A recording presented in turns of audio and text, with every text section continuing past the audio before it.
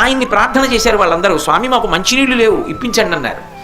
చూశాడు, అపారమైనటువంటి శక్తి కలిగినటువంటి వాడు మహానుభావుడు అగస్త్యుడు పర్వతం మీద కూర్చుని తపస్సు చేస్తున్నాడు.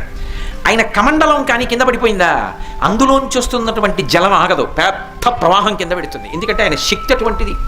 ఒకప్పుడు శంకర భగవత్పాదులు తన కమండలంలోకి నర్మదా నది వరదలన్నింటినీ పట్టేశారు. వాళ్ళ యోగశక్తి అటువంటిది. అగస్త్యుడు అటువంటి వాడు. విఘ్నేశ్వరుడు ఏమీ తెలియని వాళ్ళ చిన్నపిల్లాడి రూపంలో వెళ్ళి కమండలం కింద పడేశాడు. ఆ కమండలంలో నీళ్ళన్నీ ఒలికిపోయి ఒక మహానదీ ప్రవాహం కింద, కావేరీ నదీ ప్రవాహం కింద వెళ్ళింది.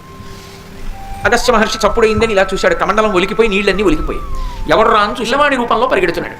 ఈ పిల్లాన్ని పట్టుకుని కొట్టేస్తానని ఆ కమండలం పడేశాడని వెనకాతల పరిగెత్తాడు. పరిగెత్తి దగ్గరికి వెళ్ళి చెయ్యట్టుకుని చూసేటప్పటికీ విఘ్నేశ్వరుడిగా సాక్షాత్కరించాడు.